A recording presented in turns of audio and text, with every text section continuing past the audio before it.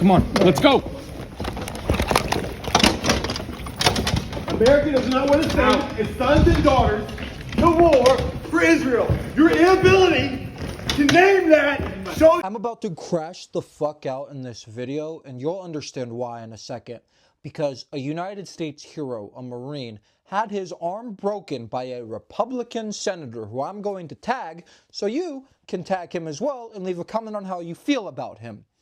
My name is Hunter Howell. Here's the news. USA Marine Brian McGinnis yesterday went to a committee, a congressional committee, in uniform. He is a hero who served his country, Brian is, and he says no one wants to die for Israel. That shouldn't be controversial, okay? And you know what happened is then he was escorted roughly out of the room by Capitol PD, Capitol Police. Real quick, Purple Popular Show, episode 14 is 50 minutes long about the Iran war. I'll drop that tomorrow. It's very in-depth analysis. It is worth a watch. $5 a month, comment link or link in bio. Republican Tim, is it Shee? I don't give a fuck. He doesn't represent me, and he shouldn't represent you, people of Montana. Because you know how he actually feels about Marines and veterans? He went and intervened and broke Brian's arm. The Republicans that care so much about the Army and the Marines and our troops, they don't actually care about you. You know what they care about? They care about your vote. And yesterday it showed. When instead of standing with the Marine and hearing him out, he went and intervened and broke his fucking arm. The GOP is not for me. It is evil as can be. Dr. Seuss should take notes. No, I'm just had to throw in some joke there because this is very serious, y'all. It's very sinister.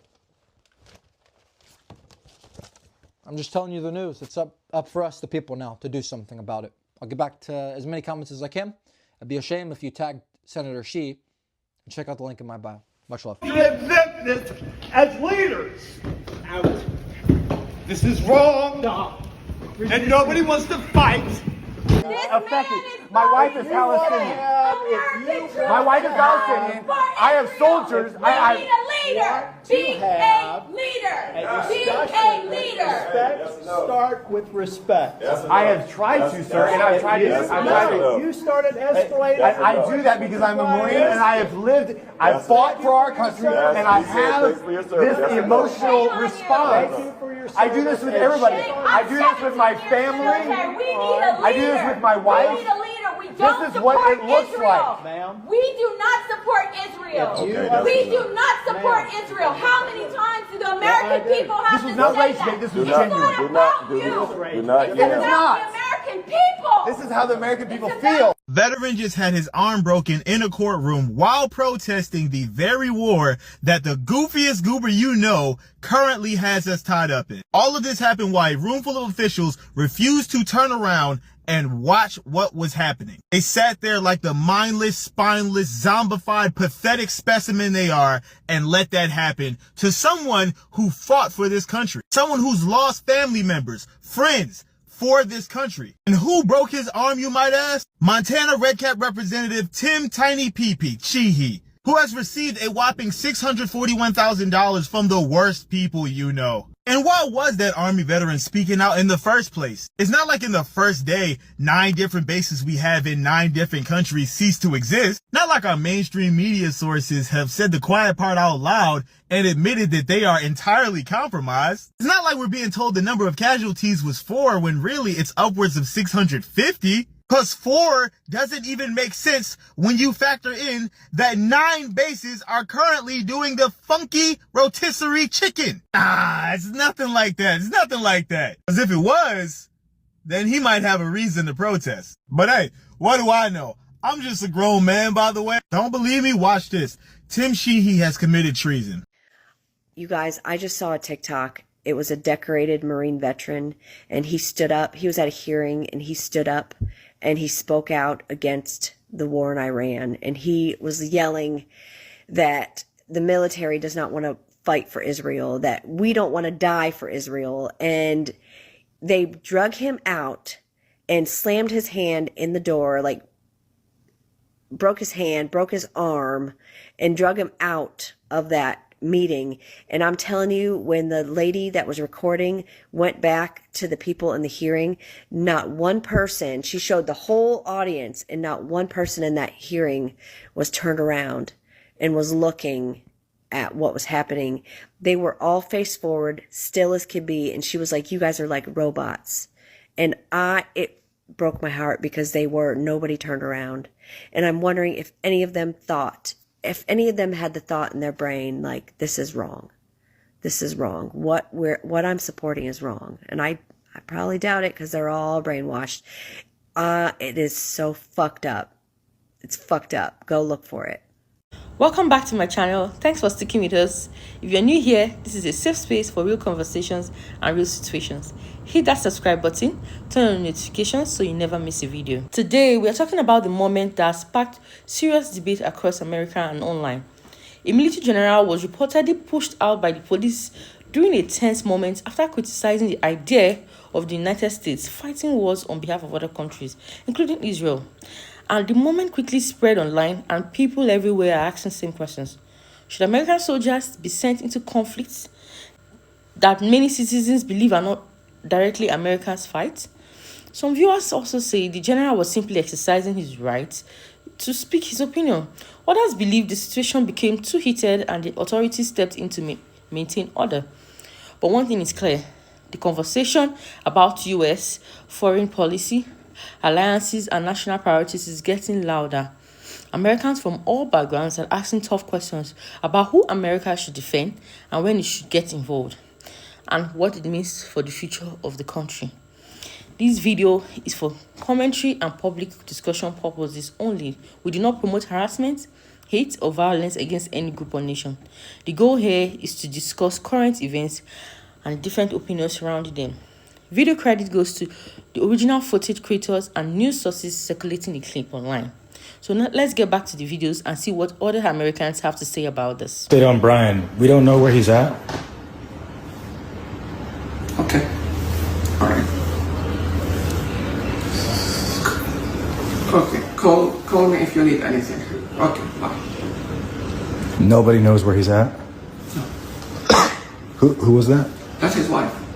And the other side was the Capitol Police.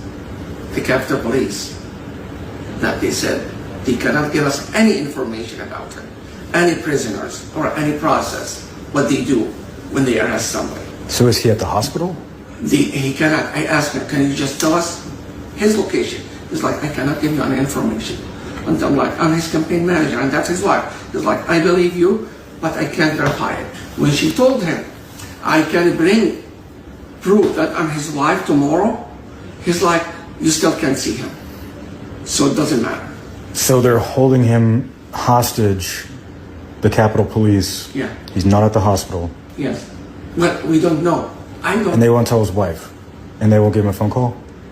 No phone call. Nothing. Nothing. Nothing. Do you want to... So nobody knows where he's at? No, sir. Did you want to go to the Capitol Police Station? No. Do you want to? We can go and jump. Yeah. Okay. Let's wait for Anthony. That's true. Let's wait for Anthony. Brian McGinnis, the Marine veteran who spoke out during that Senate hearing regarding the war in Iran, he spoke out by saying, no one wants to fight this war. This is not the United States war. This is Israel's war. He encouraged others to speak out.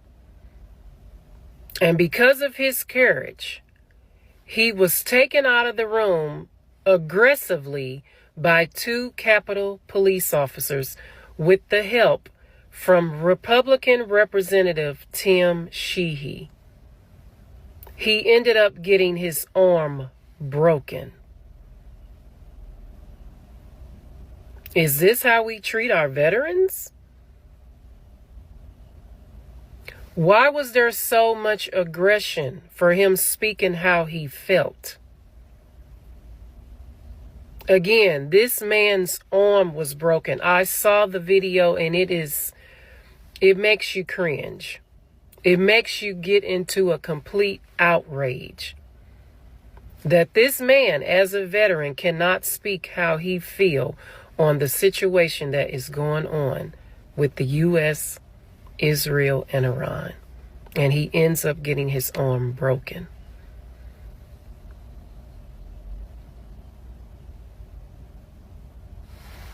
Y'all, this is my call to Senator Sheehy, the one that broke the veteran's bones yesterday, and I wasn't recording at the beginning of the call. So just so you know, in the beginning, they said hello, and I said, does a senator often violently attack illegal? Okay, so what you're telling me is he thinks it's acceptable to break veterans' bones if they protest, if they say words he doesn't like against the country that it seems Mr. Sheehy actually works for.